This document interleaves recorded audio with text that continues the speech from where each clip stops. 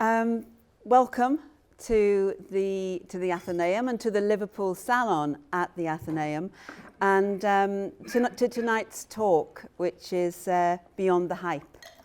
And it's part of a series of discussions that we are holding on the themes of utopia and dystopia. And this is the second of that series. And the utopia and dystopia, I think, is something that really fits very well with the subject of this evening's discussion, which is science. At the centre of that discussion is science. And I think science is a place where people, I think, place a lot of hope and aspirations that we could build a better world, a better society. But it's also a place, I think, that's a focus of anxieties and dread and fear of the future, and all of those fears and hopes, I think, are very central to the way we imagine science and think about science.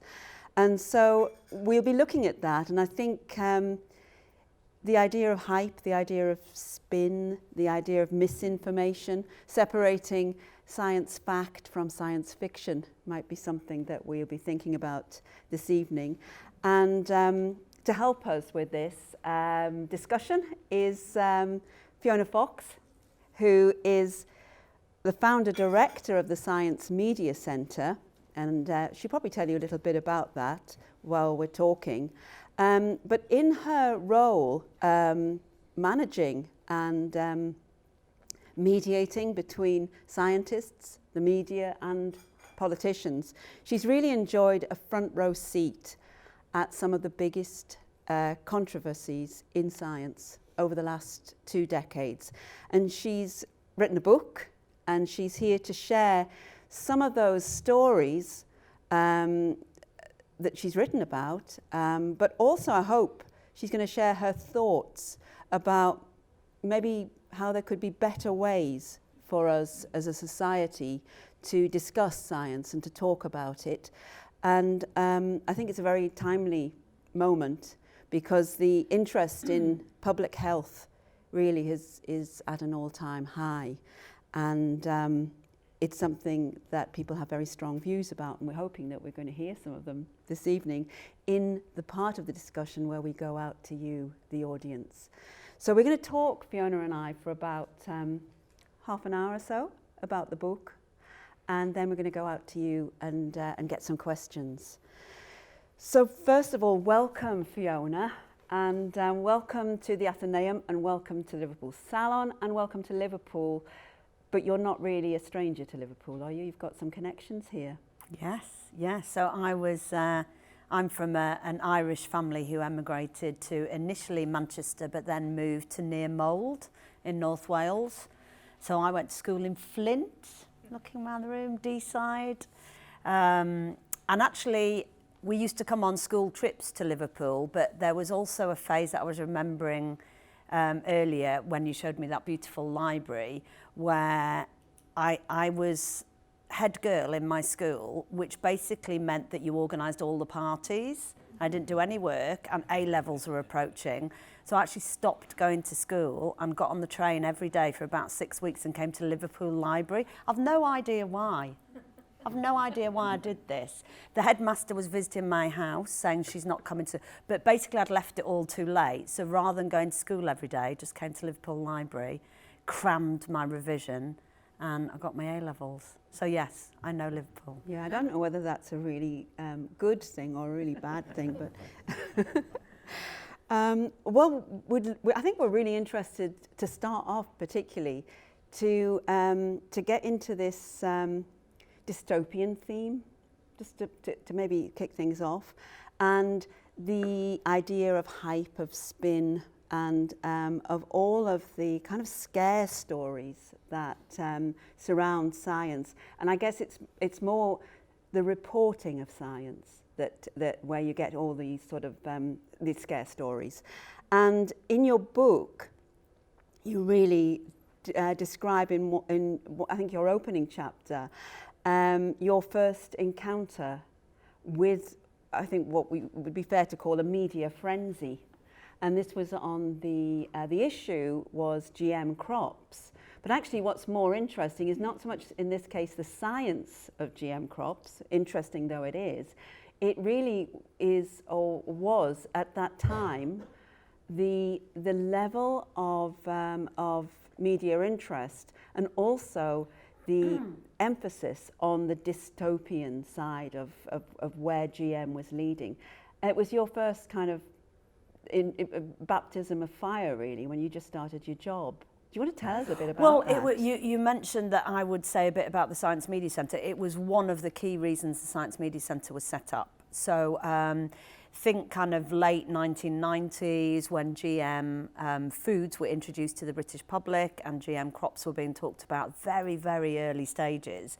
And it just went mad. I think these very mild-mannered plant scientists were testing these in field trials, but Monsanto was the big company that introduced this flavour saver tomato paste, no consultation, no debate, and it kind of exploded. And I think one of the key things was that Greenpeace and Friends of the Earth, that were absolutely at the top of their game back then, decided that this was a campaign issue. And there was actually, it was a really interesting to look at why they decided. They used to apparently sit in big rooms and look at all the things they could make their big campaigns. What are the things that we're most angry about as campaigners, but also will make it into the headlines, will get people to become members. And they kind of decided this GM thing, you know, it's messing with nature, it's scientists playing God. It had all of these ingredients. So these very media savvy, young, happening organisations decided that their target would be GM crops, GM foods. Yeah. And so the media actually really adopted this. So the Daily Mail, not a natural friend of Greenpeace and Friends of the Earth necessarily, but the Daily Mail 100% decided it was anti-GM.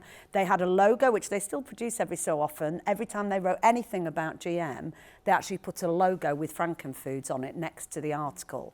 Editorial line was against this. And I think what's really important is that we were set up because the public turned against GM, the politicians turned against GM. There's a great bit in Alistair Campbell's diaries where, I don't know if anyone's read the diaries, but it's TB for Tony Blair and AC throughout. And AC walks in one morning and says, TB, will you stop going on about GM crops are good? It's losing us votes. Shut up, let the scientists do it. So Tony says, well, I think they're okay, you know, but okay, Alistair, whatever. So he stops saying that they're good. The politicians realise it's a vote loser. But that is the key thing. Let the scientists do it. Nobody told the scientists. And those scientists, as I discovered in 2002, are kind of mild-mannered plant scientists in places like John Innes Centre in Norwich and Rothamsted Research. And they've actually, you know, they always saw themselves as the poor relation to medical scientists because everyone cares about health. But no, you know, they'd get a front page of the Nature journal with some amazing discovery. Nobody gave a damn. The media ignored them. So they were used to just doing their field trials in their laboratories and nobody caring about them. And suddenly they are, you know, everybody wants them. They're invited onto 5 Live and BBC Breakfast to debate with these media savvy campaigners. And they were just bewildered and they didn't engage. There were some honourable exceptions, but on the whole, plant scientists didn't engage. So you had this media frenzy of the worst possible type with Guardian and Mail and everyone campaigning against, Monsanto, the big bad multinational, being the champion, and in between, the people who I think if they'd have had their say, they wouldn't have said, we want GM.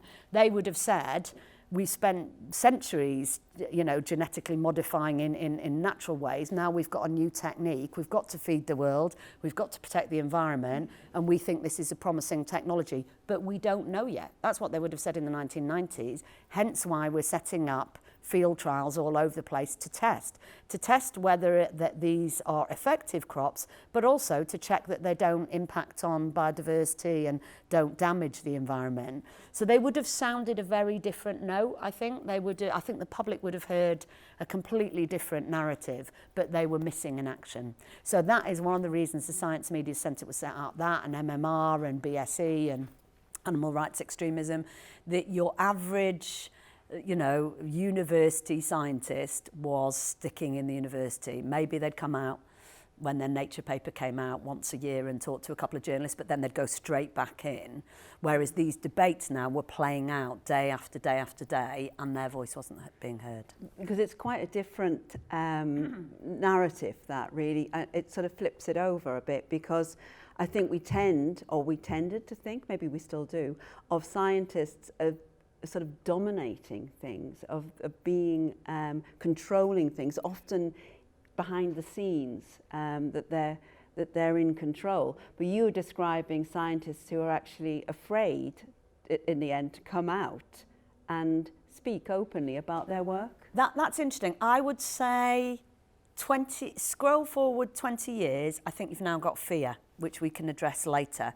Back then, I don't think it was fear, it was culture. There just was not a tradition. And I don't know if there are some scientists in the room, but it was starting. I mean, I never claim credit for this, that the culture was changing, because everybody, the politicians, the churches, everybody now knew that they had to come down from their heights where they are the word of authority. The church says this, the trade unions say this, that all changed. Everybody had to wade in, get stuck in, and have these debates. Does Emma cause autism? You can't let that debate just run ragged. You have to go out. So they were, but I think that the university academic was the last bastion of people who didn't feel like they had to engage on a day-to-day basis with these debates. So back then, I think it was culture. It was not wanting to do it, not being trained to do it, being people who had chosen, do I want to be a politician, or do I want to be a scientist where I sit in a lab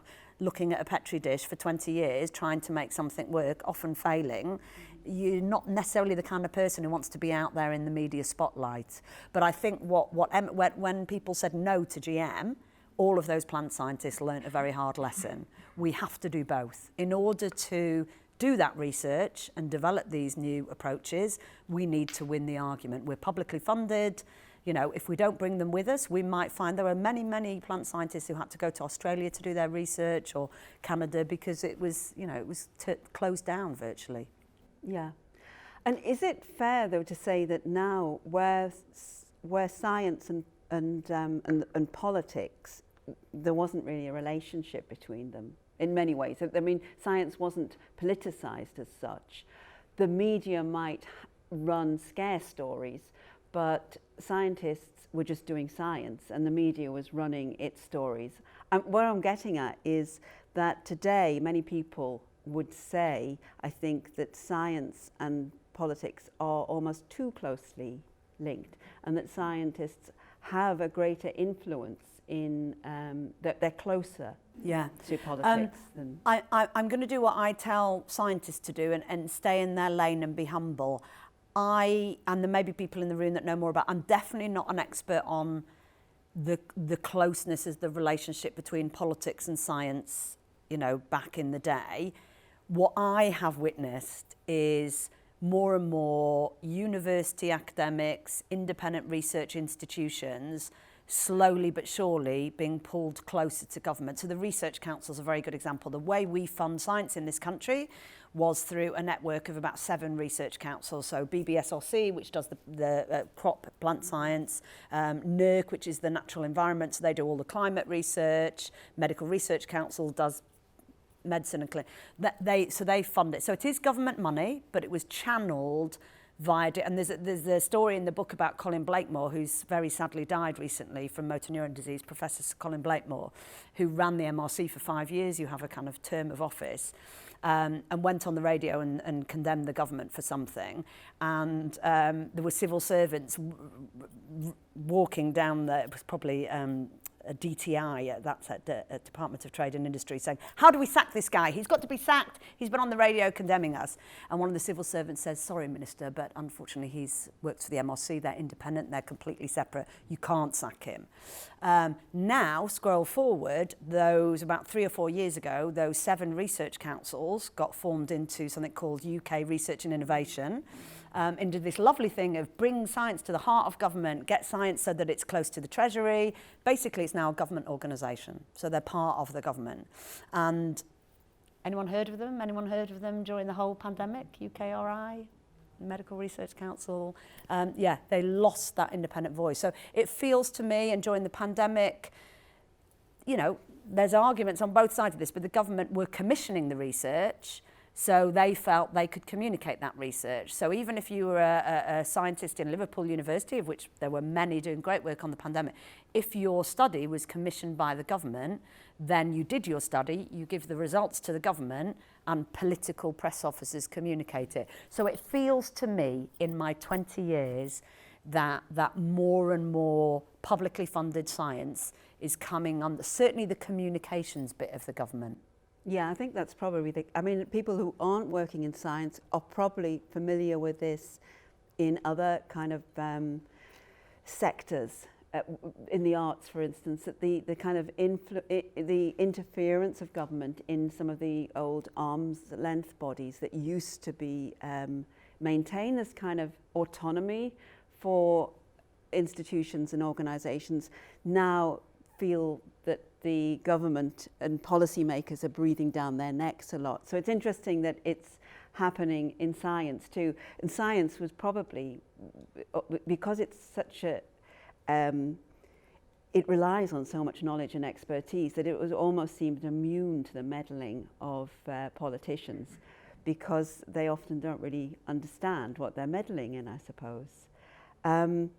I thought that something in your book that you kind of really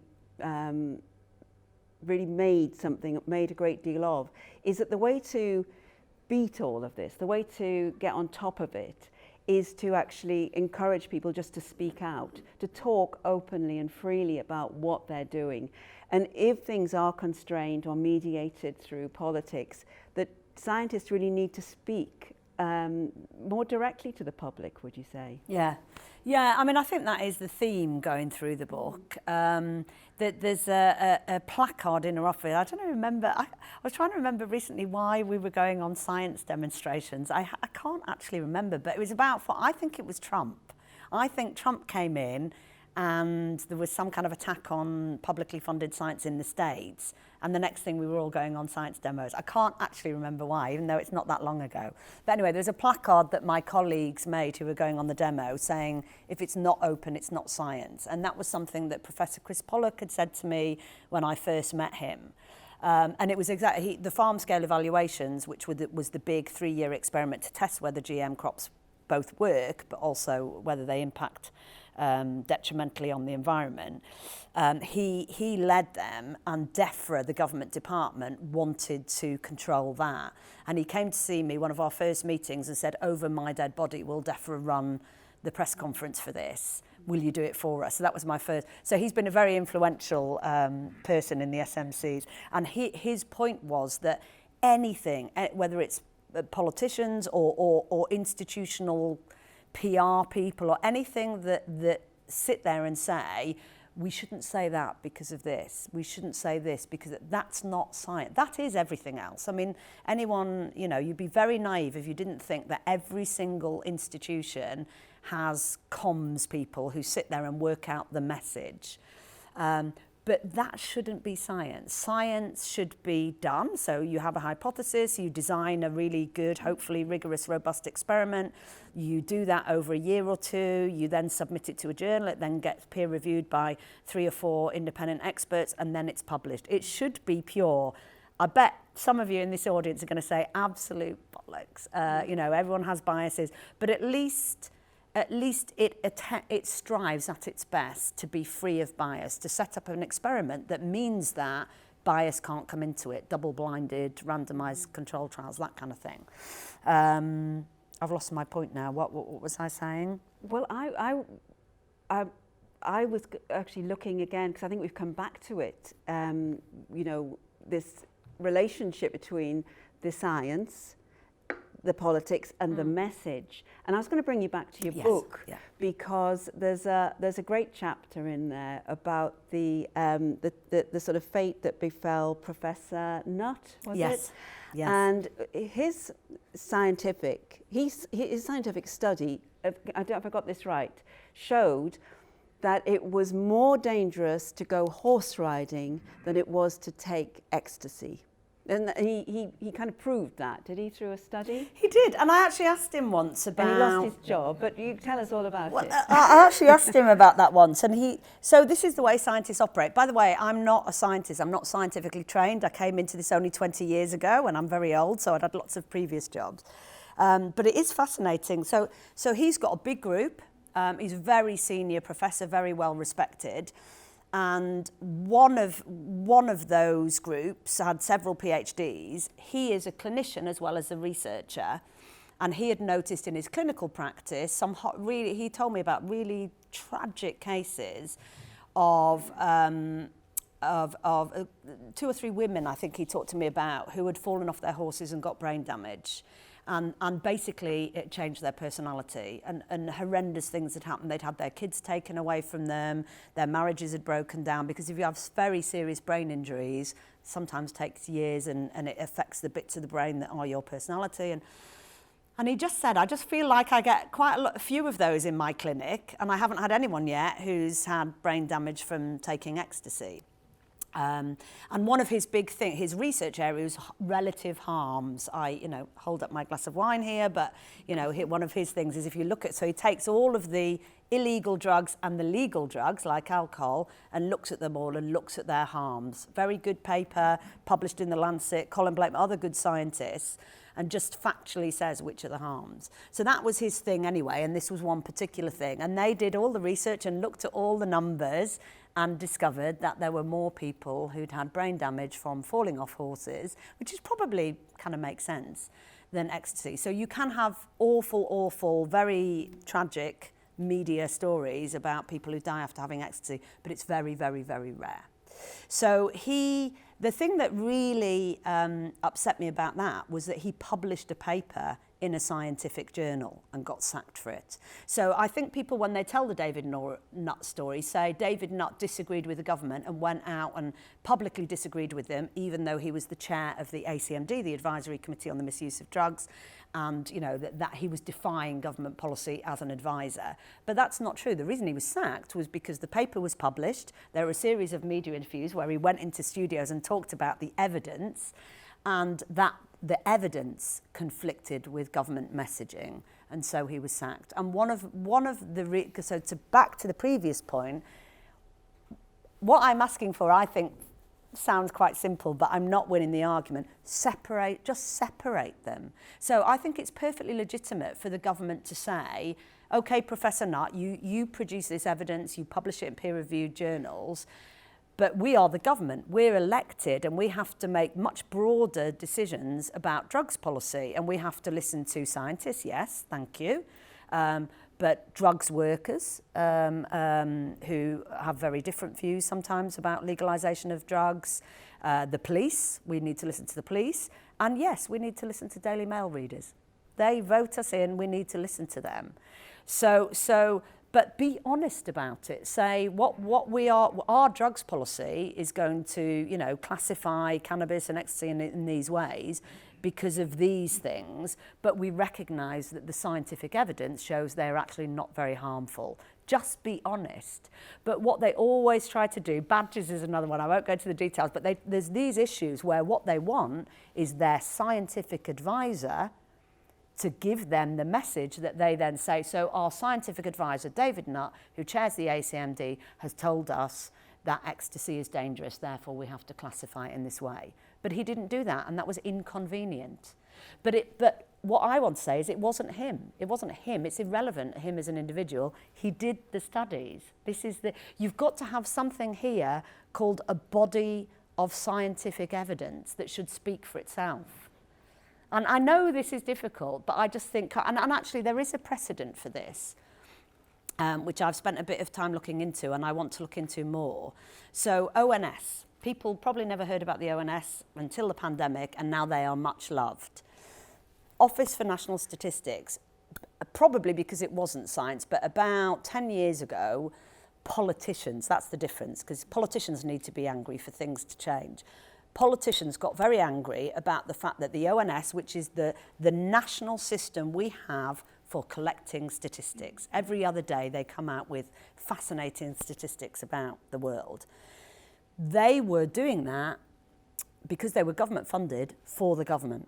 So crime stats, they did them, passed them to the government announced them. Unemployment stats, they did them, they passed them to the government announced them. These are national statistics, they're ours, we own them, but because the government owned this organisation, the government they were spinning them. Labour, Tory, everybody was spinning them. Because you would, wouldn't you? If they come out with crime stats or unemployment stats that are inconvenient and they've got them, they'll get their Dominic Cummings and their Alistair Campbells all over it and they will message it. But on that occasion, people were very angry. They could see what was happening. And because there was anger and there was popular anger and it became a political issue, it changed. And I'm told in 2010 and then again in 2017, with an extra bit of guidance, the legislation said national statistics will be put into the public domain free from government. So that's what happened. And during the pandemic, the really interesting thing is ONS did their death stats on a Tuesday and their prevalence stats on a Friday or something. They never did a press briefing, because if they'd have done a press briefing even, their statisticians that want to be totally neutral would have been asked a political question and then they'd have been... So they just put them out there. The SMC... We ran briefings every Tuesday and Friday with independent statisticians to present the stats that day. I mean, it's bizarre. They didn't present their own stats. We got scientists to do it. And then at the Downing Street press conferences that you'll all have watched, they put their spin on those stats. But the raw stats... And still to this day, you can see the raw stats if you want to. And that's what I think should be the case for science. But I'm totally losing that battle. Most of the science that you see that is in any way government is coming via government communications. Yeah. And it's not being suppressed, but it's coming via that filter. It's coming at a time of their choosing and in a manner of their choosing. And that all affects what you read. Well, actually, what is interesting about that is that often there will be get put against the central government message and stats challenges which actually come up from all sorts of different places, including blogs, people producing their own analyses of the figures, coming to all sorts of conclusions. Some reasonable, some maybe less, some more questionable, I don't know. But in other words, there's a lot of noise, around the pandemic, there was a lot of noise, really, not just challenging. And most of the, a lot of the information that was put out by the government was challenged, actually, and in a way that sometimes wasn't that helpful, because it became then very polarized and very politicized. So you took one side because you had a political view, rather than actually as all being, as you would like it, poring over the data and the evidence and coming to all sorts of rational decisions through talking to each other about it. But that was potentially could have happened, but it didn't happen, so did it? I think what's interesting about that question is, I think that's fine. I think loads of noise, loads of different views, loads of bloggers, loads of data journalists, loads of poring over it, that's fine. I think one of the problems is where the scientists themselves, because my argument falls down completely if the scientists themselves become political. Because in my ideal world, you've got this neutral, okay, not perfect, but you try and eliminate all the biases, you get the data out there, and then the rest of society do what you're saying, pull it apart, argue over it, have political arguments. One of my worries is that scientists aren't immune from that. And while they, as I said earlier, while they chose to become scientists and go and, narrow down into one particular question and test that and do experiments, they're also citizens. And because we've gone full circle, haven't we, from scientists not being in the spotlight 20 years ago to possibly too many of them enjoying the spotlight during the pandemic and being quite political. I think my vision only works if scientists behave as I would like scientists to do, which is our role is there'll be big societal, do we want to do nuclear, do we want nanotechnology, there'll be these big societal debates. Into that, we inject evidence. So please let us have evidence-based debates based on fact, based on good information. Somebody actually said to me, is there too many scientists speaking? Shouldn't we go back? And I said, no, because I think, no debate has ever been improved by less knowledge or less expertise. So too many scientists telling us their personal view or their political view, yes. Too much science? No, I don't think there's too much science. But the problem is now that those people will turn around to me and say, yeah, but where was the science here? Yeah. And we try and do that in the Science Media Centre, but it's challenging. I'm sure we'll come back to that when we have the question and answer. Some of those issues will come back and we can go into them further. I'd like to actually move into another area, which is in the book. It's a chapter that I really enjoyed, and it's not really about science actually. It's about a scientist, and it's an example really where science is sort of dragged into contemporary culture wars really in a way that was actually quite astonishing. And it's I suppose you could call it the cancellation of the Nobel laureate Tim Hunt, who is a Nobel Prize winner. Seemingly you would think almost the ivory tower, untouchable, powerful and important scientist, and yet brought down. And you cover that story in the book. And I remember when it was happening, because I remember talking about it with you, and it was a story I think that just captured everyone's imagination. So dramatic. Do you want to tell us a bit about that story? Oh, you're right, it's not about science. And I debated whether to put it in the book because the Science Media Centre, and the book came out for the 20th anniversary of the Science Media Centre. Actually, we probably should tell. Maybe not everyone in the room knows the story. So do you want to say a little bit about it? Yeah, I will do. But yeah. I debated putting it in the book because in some ways it was nothing to do with the Science Media Centre. But yeah, so how did it start? So a friend of mine was at something called the World Conference of Science Journalists. Several of my friends were there in South Korea. And messaged me and said, oh, something's gone off here. I don't like it. Tim Hunt, which everyone in science knows Tim Hunt, he won the Nobel Prize with Paul Nurse about a kind of science that I have no idea. It's very basic science, but cancer research, basically. Very clever stuff. I think a lot of people in science love Tim Hunt. I think he's a very loved individual, and I'd come across him quite a lot. He was on our database. But I didn't know him well. But I was getting these messages saying, I don't like this isn't nice. And then I woke up to the front page of front page of the Times and the Today programme. And basically he had given a toast at a lunch for women scientists, ironically, where he'd made sexist comments. And actually, do you know what? They were sexist comments. He basically said something, I can't remember the word, it's all in the book.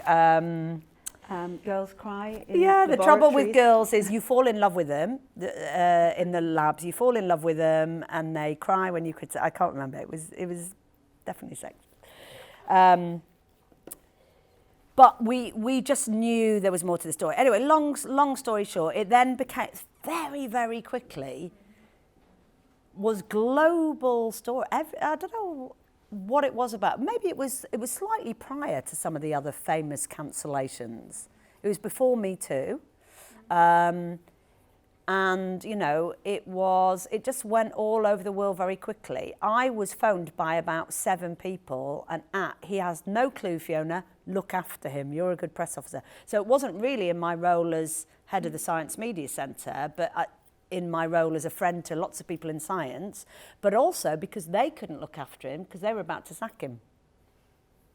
So the Royal Society, the European Research Centre, the ERC, I think it's called, where he was actually working. Most of his time was spent doing work for them.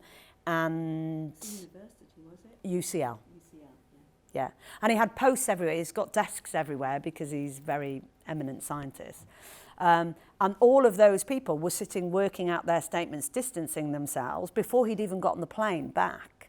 And I always remember phoning him. So I took on this task, like I'll phone him and give him some advice. I phoned him and he was in the airport in South Korea about to board the plane.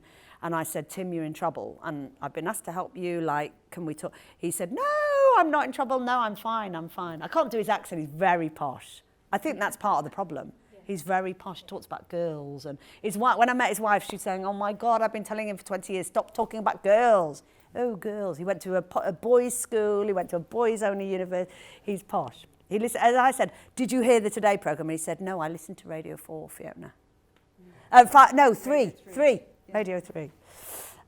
Who listens to Radio 3? Maybe you all do. Well, you and Tim Hunt. So he didn't know he was in trouble because no one challenged him at the conference. So he'd said this, made this toast to women in science, made these sexist comments, and no one had challenged him. Somebody the next morning had, over breakfast, had said something, but he didn't see it as a challenge. So he didn't know he was in trouble, had no idea. After he spoke to me, did an interview with the Today programme where he made an apology which wasn't deemed a fit apology, because you have to make a certain kind of apology. And then flew back, and while he was on the plane, UCL phoned his wife, who was a very eminent scientist. I think she was pro VC for research in UCL, so she was in the university and her university phoned him and said, if he doesn't resign, we will sack him. So he kept offering his resignation everywhere to avoid being sacked and because he's a lovely person. What I did was phone 20 women that I knew in science who I thought would know him. 20, I swear to you. I could give you all their names and said, is he a sexist? Is he a monster? Is he a dinosaur? And every single one of them said the opposite. The opposite. So generous with his time, gender blind, just like works with these very, very young junior women researchers in his labs, spends loads of time with them, goes over their slides, makes them the keynote speaker at lectures. Another one, there were so many tragic things, like somebody phoning me up from a very important science organisation that gives awards saying, God, what a shame we've got to sack him because of all the Nobel Prize winners. He was the only one who agreed to judge this award every year. And then he went way beyond judging it. He would go and support these people and help them to... And I was saying, well, don't sack him. Don't sack him. Why are you phoning me saying you've got to sack him? Of course I've got to sack him. So they all sacked him. And... I and it wasn't really part of my job at the Science Media Centre, but just wrote a blog and said, he's the wrong poster boy for sexism in science. There is sexism in science. There's all kind of problems.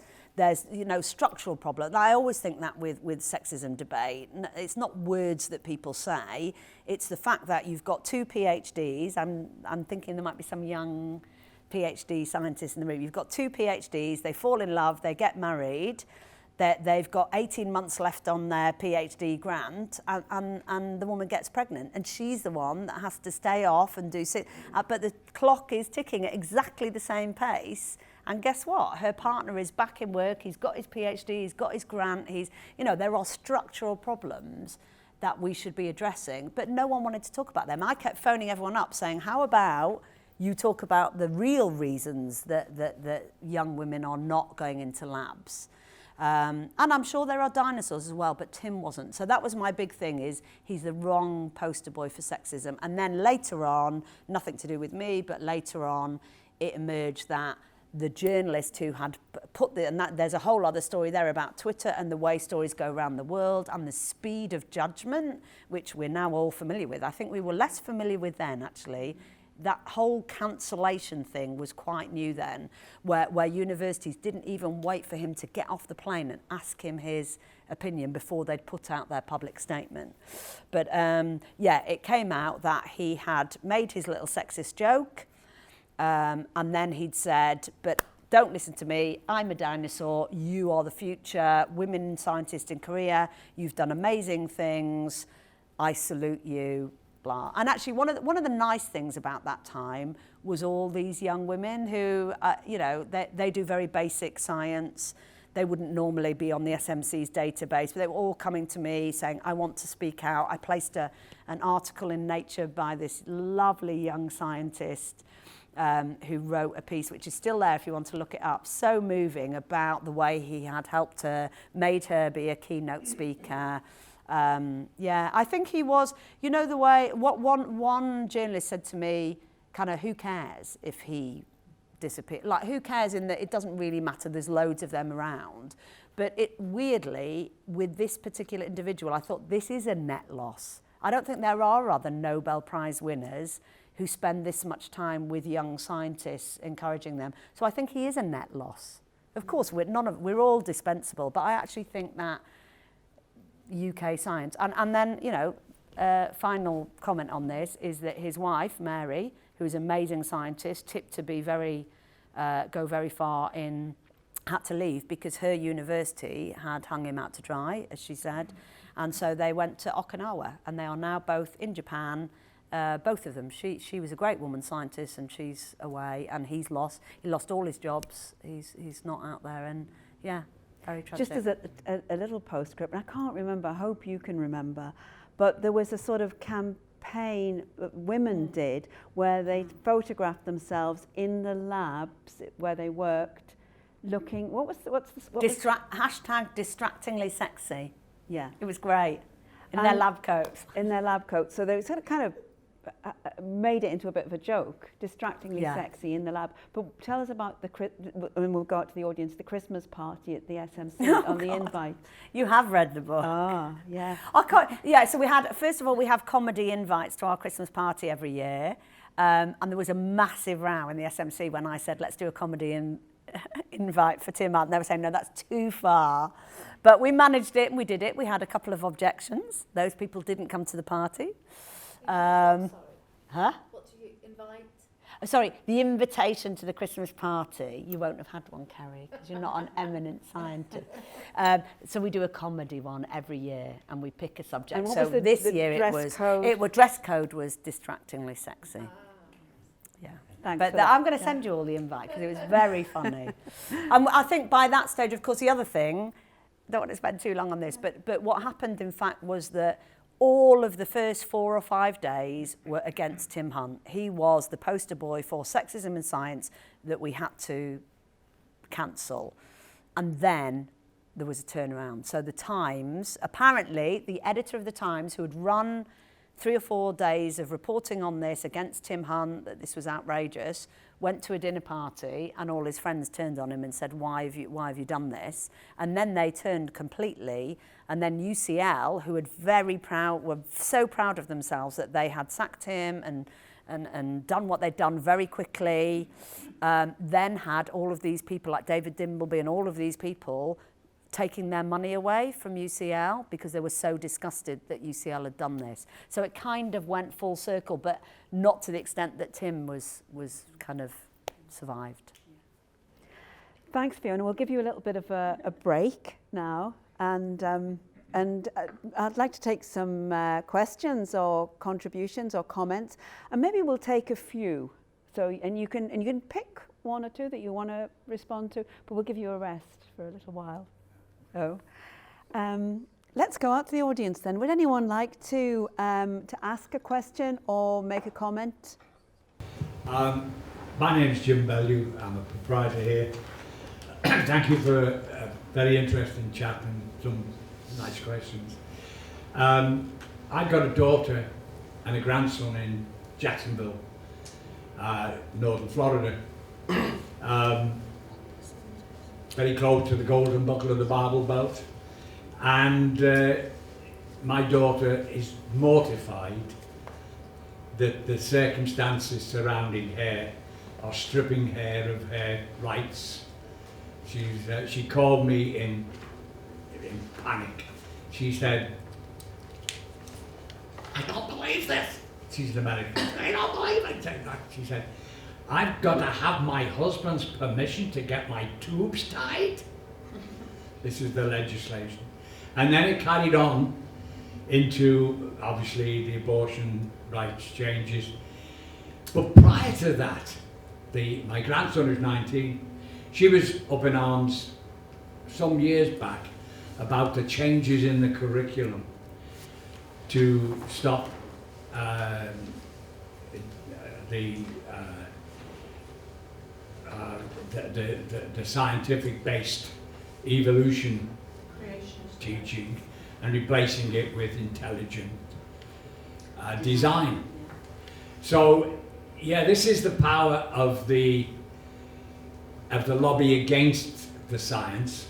This is the power of the lies and the superstitions and the ideologies against the truth, which is a scary situation in the country that has put men on the moon and has put machines on Mars and shows us the universe and takes all that myth away from all these people, but somehow or other the pendulum has swung that way and it's still swinging. And we're looking in this country where the politicians are moving into science, and we know what politicians do. Are we looking at the extinction of the human race by stupidity? Thanks. That's a great comment. And we might just take a few more, Fiona, if that's Yeah, all right with of course, you. yeah. But something came into my mind, like, you know, is there a thing, truth? Is that something? Is that a term you would use in science, the truth? But thanks for that. And can you put your hands up, because I've put my glasses down somewhere, so you're going to have to really wave at I'll me. put them And there's a up. cluster over There there. is a cluster. So let's take that cluster over there and come back to Fiona. Kevin there, and I think Ronnie, isn't it, there? And there's another hand was up over here somewhere. Yes. It partly follows on from the last question, and also from something that you said, Fiona, about the politicisation of science. And the inference from some of the last remarks was that this politicisation is, for example, relatively recent. Now, I'm not asking you to talk about your personal experience beyond the 20 years that you've been involved, but it's very clear that the politicisation of science, even in liberal democracies, much less Lysenko in the Soviet Union, is that this is not a new issue, and I might argue that the politicisation of science probably does date back at least to the 18th and 19th centuries. But I'm wondering if you think there's been a qualitative change, something that is different about that politicisation. I'm partly thinking of my own memories as a teenager about the politicisation of science in the 60s with the, the role of scientific civil servants. The Central Policy Research Unit, I think it was, and in particular the idea that science should serve a particular economic or indeed political agenda. And of course, although I'm perhaps straying into very wide areas, but the role of science, for example, in right-wing racist agenda in the from the late 19th century. So when you're making an argument about a sort of non-political science, indeed a neutral science, are you in a sense trying to separate something which is both impossible but indeed has never really been separate, in the sense that knowledge doesn't have that purity, that it's always been at the service of either politicians, or if we go back into the medieval period, at the service of churches and other centres of power, and that I applaud your idealism, but maybe it sort of lacks a certain historical base. Thank you for that one. I think that's definitely true. And is it Ronnie? Ronnie, were you? Yeah.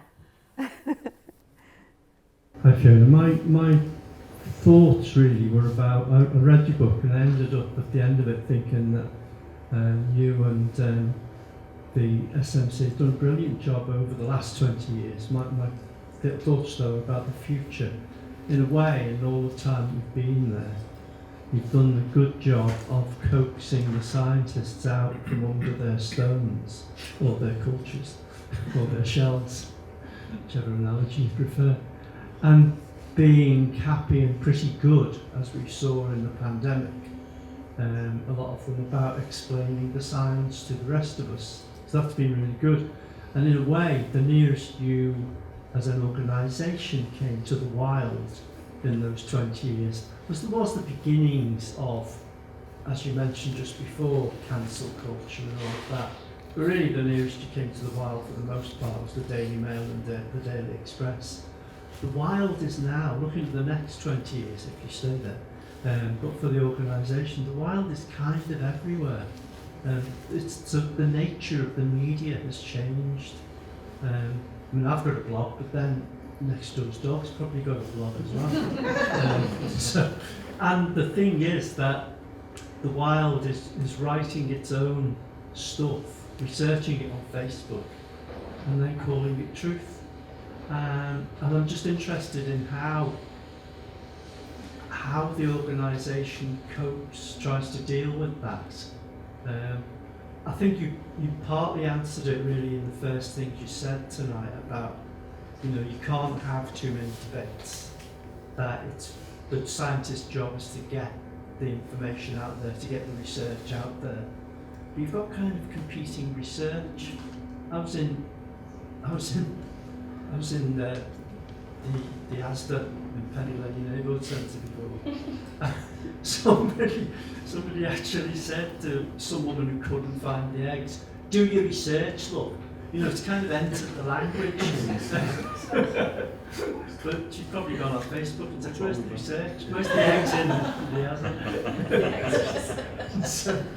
So does this kind of change the nature really of the organisation? I think the job's kind of mostly done. You've got a good body of scientists, as you said there now. But you've got a load of people outside now who kind of probably, they put the in front of science now all the time. They've kind of objectified it, and it always means that shit. So is that a completely changed job and changed purpose for the organisation now? Because I suspect you're going to have to use the fact that you've got good support in science journalists to come along with you and try and do that. But that's only my thought. So I'm interested in yours. Thanks, Ronnie. Thank you. And there was a chap over there, yeah. And then I will come back, Fiona, and ask you to come back on some of those so we can go back out again. And lovely. Hi Fiona, thanks for the talk and for the book as well. I found it really interesting. My background is in science, so I've got a bachelor's, master's in science. I'm just coming to the end of a PhD in applied mathematics, so I don't think I'd call myself a scientist, but I'm kind of in that realm. You make the point in the book that you sort of disagree with the term lazy journalists. And I agree with you as well. I agree with the point that scientists need to be more media savvy. But I wondered what your thoughts were about the kind of the imposition on scientists, almost like haven't they got enough to do? They now have to be media savvy, because during my university training I was told that I need to be more business savvy, more media savvy.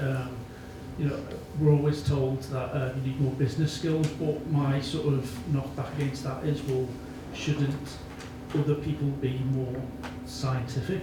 Shouldn't there be more science skills? I mean, you haven't got bankers being told they need to think more scientifically and stuff like that. So I just sort of wanted to turn that around. And also on the point about lazy journalism, maybe the tabloid press still use the term boffin. And when you Google a professor for an image, you get a white man with sort of fuzzy hair. So there's still that sort of bias there. So yeah, I just thought that might be an interesting talking point. Yeah, thanks. Well, we've got plenty of time, so we'll come back to you, Fiona, and ask you if you'd like to. You've been writing away there, and is there any questions you'd like to? I'd like to answer all of them. I know, but, give it a go. Okay, so I think on the US thing, I'm going to be brief on this one because I do think the US is different to the UK. so far. It's really, really different. And in fact, I was listening to a podcast about the media from the Reuters Institute for the Study of Journalism recently, and one of the things they were saying, they analyse kind of trends in media consumption and whatever across the world, and everyone always obsesses about, you know, Trump and the media in the States and whatever, and it's really different. It's like an outlier. It's an outlier in many ways. And actually, when I wrote this book, I don't know if anyone knows about the process of writing a book. I've only done one. I will only ever do one. I'm never doing it again. But you kind of get 2 or 3 publishers and they bid for you. It's a bit like The Voice, you know. They say, you should come with me. I'm the best publisher. And one of them was saying, I'll do it, but I'll sell in America. So you need to do a chapter on creationism and intelligent design. And I said, I couldn't do a chapter on that if you paid me, because in 20 years, I haven't dealt with it. There was a little bit, that poor bloke who in the Royal Society who was sacked. I actually thought that was very mean, where he was the head of education at the Royal Society, but he was sacked because he was asked a question in a science lesson about creationism, and he answered the question. And Dawkins and all the FRSs in the Royal Society absolutely turned it. But he was a very nice guy. I met him. So it's just not a big issue in the UK. And I don't know about the States. I just know it's very, very polarised there. You choose your kind of science based on your political affiliations, and we're not that bad. And this is exactly why I say resist it. Resist it. I'm not, you know, I'll come to Kevin's point in a minute, but I'm not going down that all science is biased and none of it is neutral, and because it can be, or you can fight to make it neutral and independent and objective. You can uphold that principle, and if you do that, you know, that whole face masks. In the States, if you wore a face mask, you were Democrat. If you didn't wear one, you were Republican. And I know, I have friends who wanted that to be the case in the UK, who kind of tried to, and like, are you shitting me? You actually want to be cross with me that I wore a face mask and say that I'm a something? I mean, honestly, no. Let's not go there. We can resist this if we try. So that was my answer to that. On Kevin's existential, I love that. It's possible that you are not basing this on history. I think it's probable. 100%. You know, hashtag humility needed was something I kept saying during the pandemic, where people were coming out with strident views about a virus that we discovered 3 weeks ago. We don't know. You don't know. I don't know. No one knows. Let's be humble. Stop being strident. This isn't a Brexit and anti-Brexit is, you can be strident because that's a political position. You can fight your corners, but not on a virus, please. So I feel I in that spirit of humility, I think you're probably right. And weirdly, I'm just going to try this out on you, Kevin, because I think it might be wrong. I suspect it was overt for all the reasons that you say. You know, that in Russia that they got people to make the bomb, and it, you know, absolutely no hiding it, that politics used science to deliver what politics wanted. When I was starting, that was opaque. It was hidden. We now had this openness, and we now had scientists doing science and government doing government. So the impression was that it was separate, and in my 20 years, not before, that was my experience more. I'll give you one example. When we set up, mobile phones and cancer was a big issue, and there was something called the National Radiological Protection Board. And I went to see them, amazing scientists. I was falling in love with all of these scientists. I just thought they were great. And the chap there who was the press officer was a radiologist. Is that the right word? Yeah, I've got that right. And he was now doing press work. Every single interview or whatever, he'd say, I'll find someone or I'll do it myself. And he just did interview after interview. And then the government set up the Health Protection Agency. And they absorbed so many different, there was the National Institute for Biological Standards and Controls in North London, and then this, all these different institutes were pulled into the Health Protection Agency. And this guy phoned me up and said, no, I can't do any interviews, I can't put my scientists up, I have to go to central office. And then I looked up central office and I saw that it was DH, the Department of Health press officers were now in charge of. So all of that independence in front of my eyes disappeared. And NHS hospitals used to, Fergus Walsh, you want to come into our hospital, you can speak to these scientists. No, now, NHS Central, you've got to phone. If you're the head of comms in Liverpool Hospital, you have to phone NHS Central to see if a camera crew can come into Liverpool Hospital, and NHS Central has to check with DH, and DH has to check with... So this is not political, and this is not history, Kevin. That's beyond me. What it is something I see in the day-to-day. You finished with what is truth. Is that right? Is that what you actually said, what is truth? Or was that something that Pauline... Yeah, I asked it because I think it was sort of a little bit in your comment that you said that there is, on the one hand, there is a sort of myth and superstition, and then science represents truth. And I just pulled that out and thought, is that right? Is that right, that science is truth? So again, I feel like, you know, my views on this are no better than anyone in the room, are they? But I know that I was a political being. I worked for the Equal Opportunities Commission, the National Council for One-Parent Families, an overseas aid agency. So when you're a press officer, you can jot about. And a lot of those groups took a position, like politicians. So you have an ideology or a set of values that, like Greenpeace and Friends of the Earth with GM, and you sit in a room and you work out what do our values lead us to on this issue, and then you go and campaign for that. And it's ideological, and your ideology then is applied to all of the different issues that arise. Scientists just struck me as being different in that theirs is not an ideology. They don't come to it. They have a hypothesis, which is white wine causes cancer. Let's hope not. White wine causes cancer. You know, people who drink a lot of white wine seem to be getting more cancer. That's my hypothesis. Now I have to go away and design an experiment that gets out of the way all of the noise, because if you drink white wine, you might be middle class, so it might be middle class people get cancer, or if you drink white wine, you might be poor, and so we have to get rid of all of those things, and whether you watch more television. So they've got all these ways of designing a good experiment that gets you to something like the truth. So I would say that, no, of course it's not the truth, and there are certainly bad scientists who design bad experiments that allow bias in, but what you're striving for is different to politics and ideology. And all I'm not saying, I mean, Kevin, my husband gets so cross with me because he teaches politics and he loves politics. And I now talk about kind of ideology. I spit it out. Oh, they're ideological. And he says, political ideas of what changed the world, Fiona. I say, yes, I know. But I quite like the fact that we have both. So you've got political ideology, but then you've got this other set of people who are called a set of people. They're scientists who do something different. And they can give up science and go into politics, or vice versa. But while they're doing that, surely that's a good thing. Surely we need people to come up with facts. And by the way, no scientist would ever say this paper that I published today is the truth. They wouldn't say that. But you do build up a body of evidence that grows and grows and grows, and we're all alive today because of that medical evidence where we built on it, and then more, and reproducibility where you test that 3-year study, and yes, it worked, or no, it didn't, and if it didn't, then it goes, it's out of the picture. So it is getting, it's close to the truth. I'm going to go back out again because I know there's people who want to speak.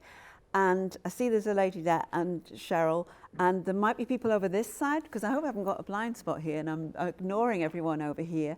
So, because what I'll do is take, and there's questions that haven't been answered, but Fiona's noting it all down, so yes. I'm sure we're going to get to it. I'm going to take some more questions and comments, and then I'm going to come back to Fiona and ask her really for her to answer and maybe summarise or round up what she wants to say. So let's take a few more, and people have taken it to heart, this wave your arms around, because I'm going to take you, Cheryl, first, because you're on the wrong side of the room, but you were waving your arm like mad, so you can go first.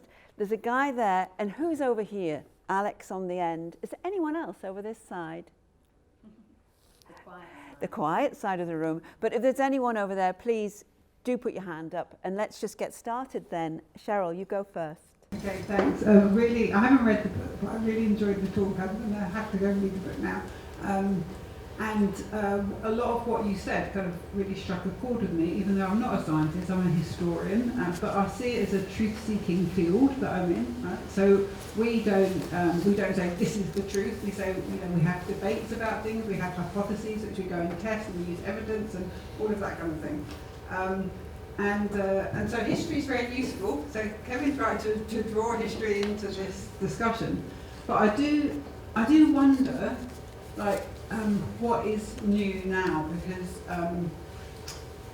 Because maybe we're looking at it from the wrong side. Maybe it isn't about what's new in science. It's more to do with politics, because when you were just talking then about politics and ideology, it made me think politics isn't ideological anymore, right? It's technocratic. So that is a big shift in politics, and so therefore it's kind of hollowed out of its content, of its kind of substance, and it looks for authority in science outside of politics. And that's why, you mentioned first of all about the GM crops, is that they said, oh, let the scientists take care of it. Don't shut up Tony Blair about this.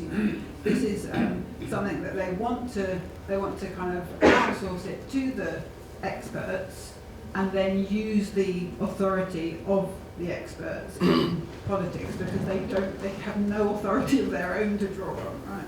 And so I think maybe looking at it from that side in the political kind of dimension is one way of thinking about that. But on the other side, you look at universities, so this is true in sciences, but it's also true in the humanities, is that we academics are encouraged to go out into the world much more, and in fact our funding through research is dependent now on impact, like your impact on the world. So it's like 25% is impact. So you have to get involved, you have to kind of develop some theory or idea. You can't just be kind of this abstract theorist. You've got to go out and make sure that the world changes because of your research, and that is funded by the government, and it's the government that have established that as a necessity for us to meet, that you must, 25% of your funding comes from the fact that you're making an impact, so we need you to do that. So I suppose my overarching question to you was is it a bit utopian of you to think that there can be any separation between government and politics in this current climate? Between politics and science. Thanks very much. I will come back over there, but Alex and anyone else here? So I wondered, first of all, and I'm going to bring it back to America briefly, so forgive me, what do you think about the sort of cult, the sort of scientism that I've seen talked about a lot? And you had this sort of ridiculous cult of Dr. Fauci during COVID, where he was almost sort of worshipped as a kind of religious leader. And you had these, I saw countless instances of people on the polarization point under President Trump saying, I won't take this Trump vaccine. And then when the colour of the establishment changed, of the party changed to a different party, suddenly they're pro-vaccine and very angry at the people who won't take it. So I wonder what you think about the kind of, on the other end, you've got very sceptical people that Jim mentioned, but then you've also got sort of sycophantic people on the other side. Who were sort of cheering it on, and uncritically so.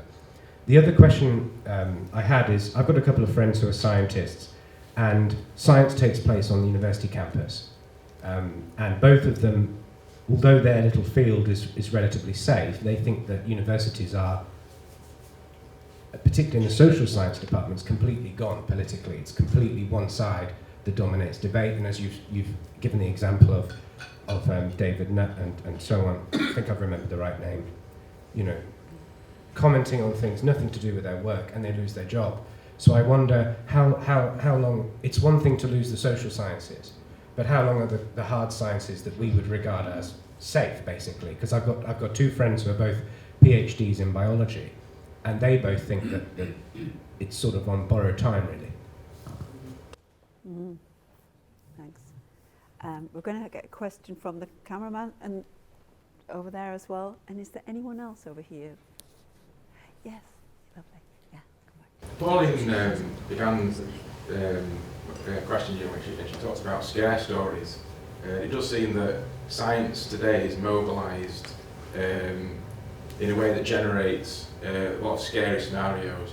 The GM crops, scenarios. Obviously, and the main scare story today is the climate change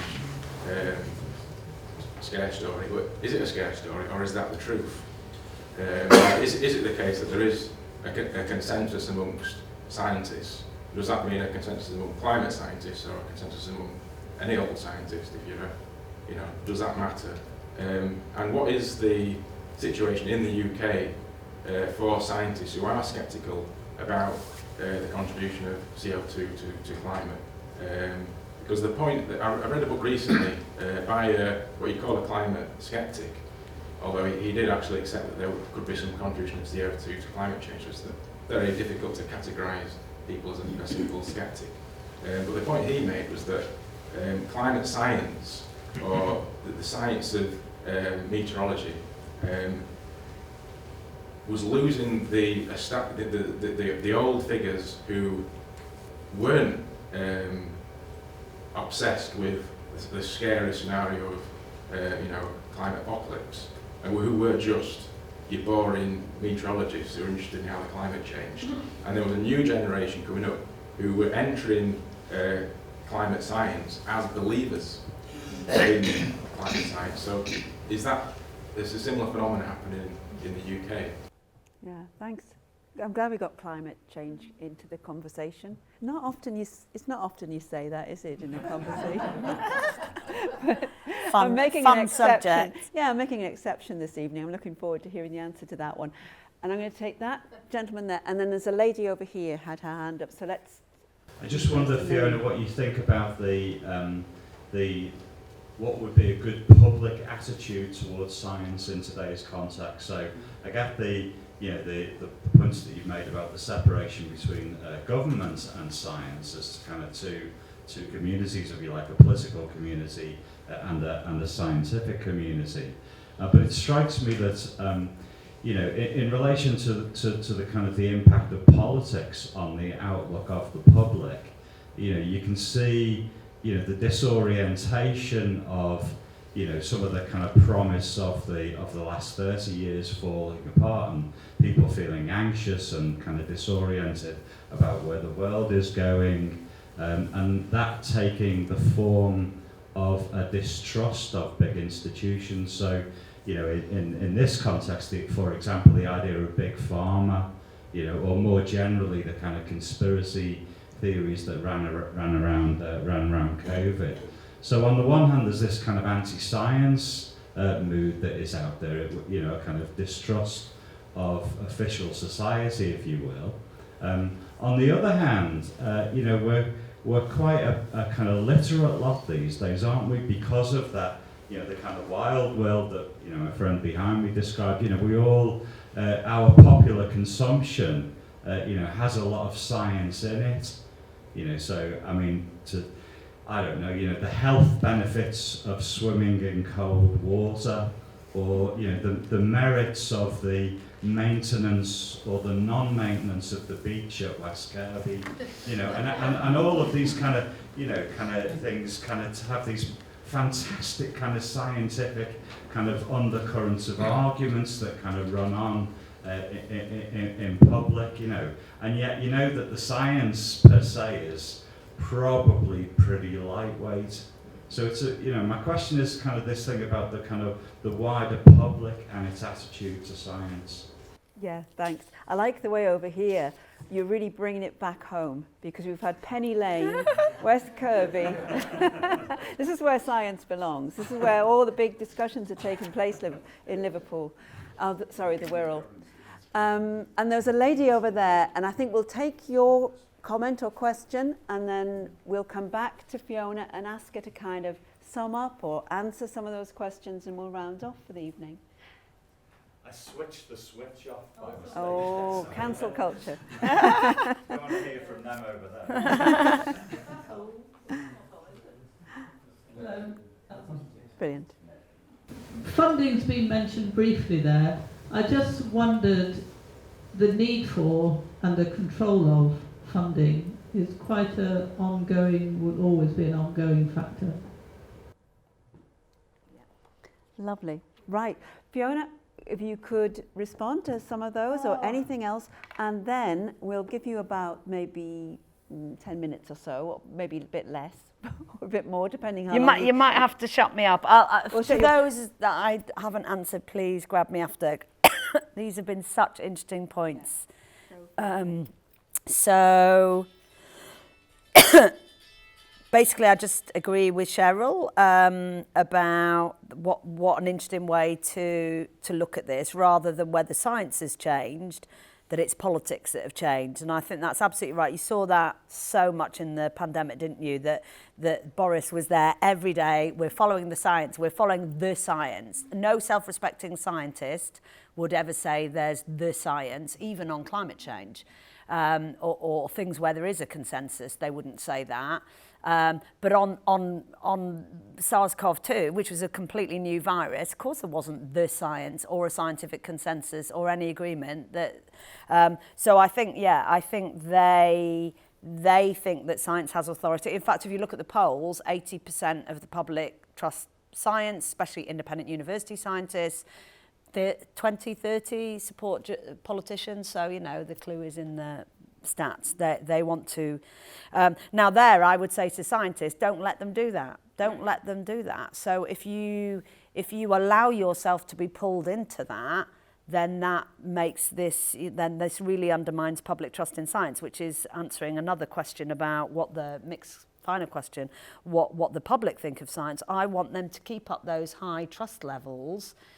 But by scientists being sciencey, by them being sciencey and talking to the evidence and being what they are. And I'm worried that they will get subsumed in politics or that other point about the believers. Let me just try and see if I can see what the questions were that I wanted. Scientism. So I don't like scientism. I love David Nutt. I know him personally, and I wrote a chapter defending him. But I disagree with him that because the science says that ecstasy should be decriminalised, it should be. I think science should inform these discussions, plenty of it. I do not agree with anyone who says we need to hear less from science. Let's get them all out there, putting their evidence into the discussion. But Churchill, was it, who said science should be on tap but not on top? It should be there, it should be available. And that gets back to your point that if scientists just come out and say what they are finding in their research, that's a good thing. If they then say, because we found this in our research, white wine should be banned, then I don't agree with them for lots of reasons. But that's a really, I can't remember what scientists said, if your experiment shows this about climate science, sorry, it does not follow that the government must do this with energy. That's one thing, and that's another thing. And we've got enough people. There's so many. We've got all the think tanks, all the politicians, all the commentators, probably all of us in this room with our views. There's enough of that. Just spend your life on your deathbed. You'll be really proud of yourself if you did everything to make sure that those debates were informed by good, accurate, evidence-based science. That's enough. That's honourable. So I don't agree with scientism, and I agree with you. We need to the word skeptics is a word that science should be proud of. Every single study that comes out is just a single study, so you should be sceptical, try and reproduce it, try and do it another way, try and bash it down and say our experiment is better. Skepticism is the bedrock. What's the Royal Society slogan? Nullus, I can't remember it now, I should know, but on no one's word. Don't trust anyone on their word. You have to test and test again. Science is never done, it's not completed. So I agree with you on that. Universities and whether anyone's safe. Can't remember who asked that. Yeah, that was your. So again, I think just back to this kind of be open. I mean, one of the things that's on my mind today, because it was on the front page of the Telegraph this morning, is the lab leak. And we've now got a ridiculous situation where there is a massive row between people who think the virus came from a lab leak in the Wuhan Institute of Research or from natural origins. And I've got to the stage where no matter what scientist I speak to on this, doesn't want to speak to the media. Toxic debate, polarised. You've got people on one side, it was definitely a lab leak. People on the other, it was definitely natural origins.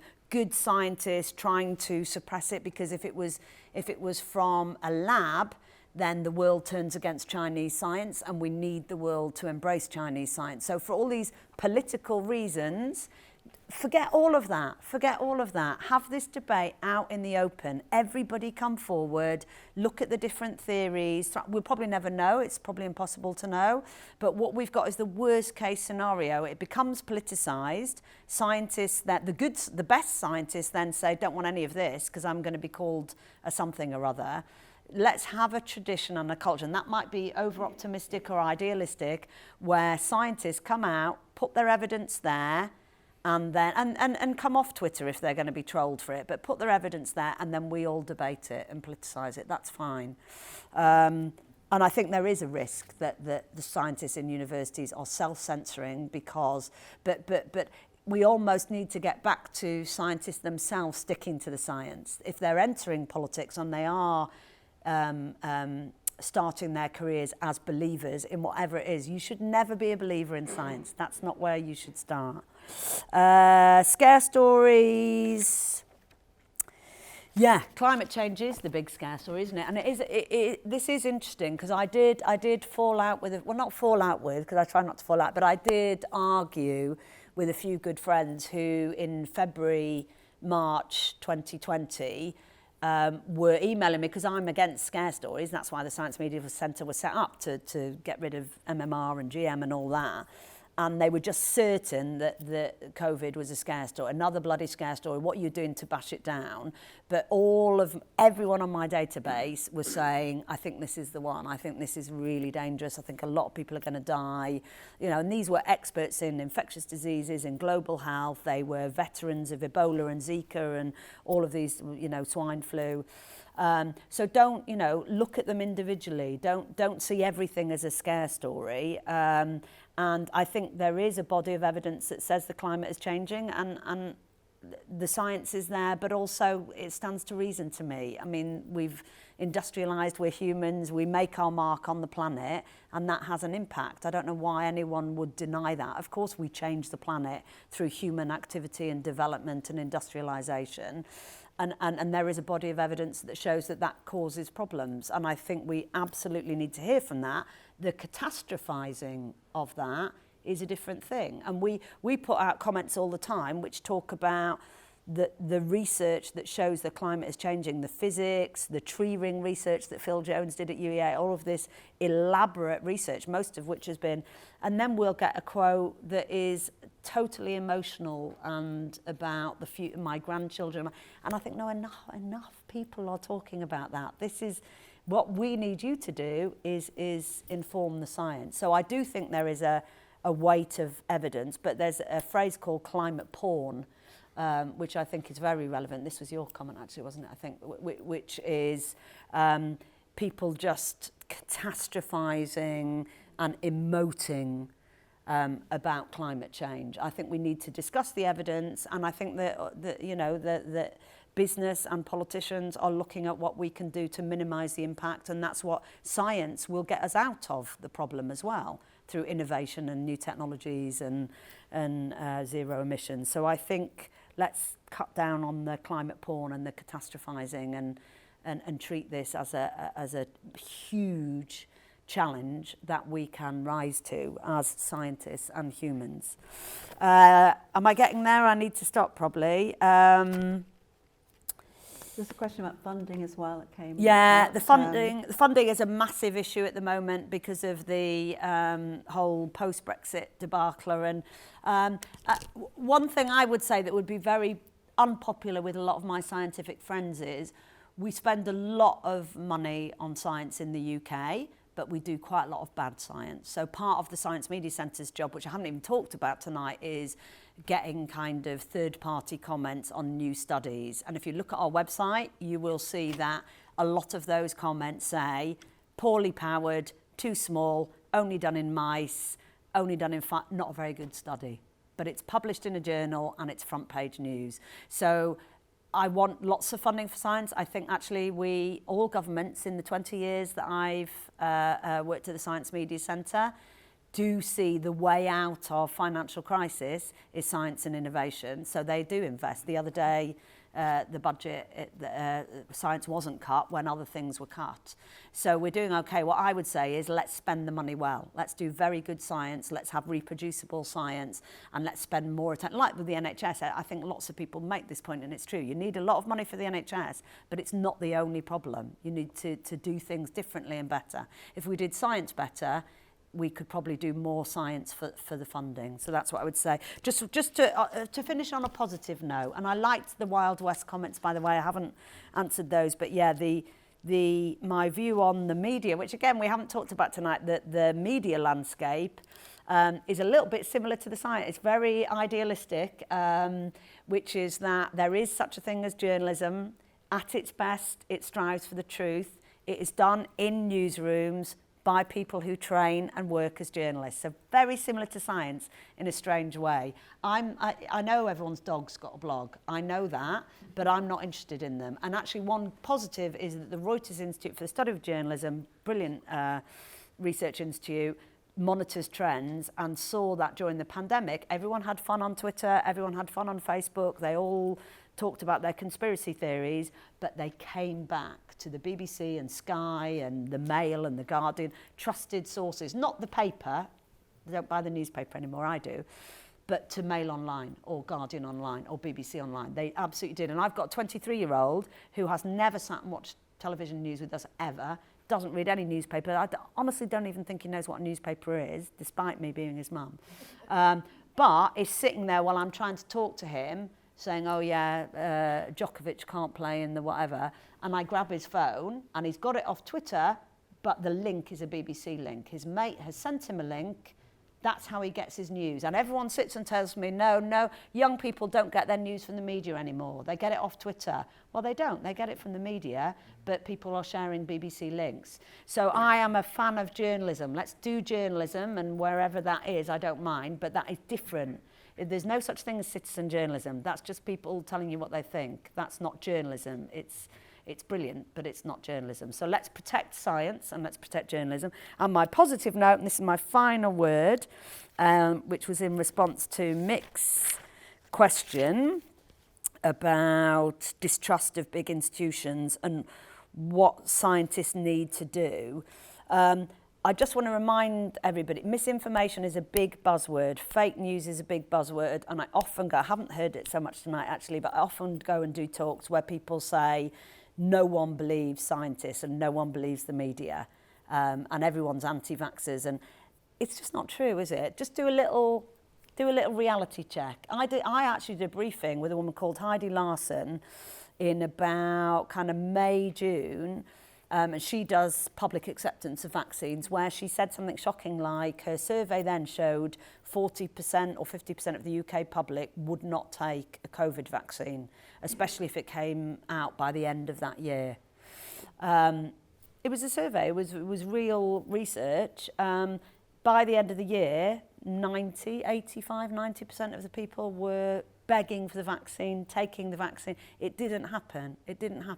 So most, people locked themselves down. People wore masks. People made judgments which were based on evidence. So I think if scientists stick to the science and are trustworthy because they stick to the science and don't stray into politics, the public are sensible and they tend to listen to them and they make good judgments. And there isn't a massive misinformation crisis. There isn't. Show me an example of where all of this stuff that we all enjoy talking about, all the madness, translates into people not taking antidepressants or not taking cancer treatments. Or it's actually very rare. Mostly we make sensible decisions, and that's because something good is happening. So that's my positive final sentence.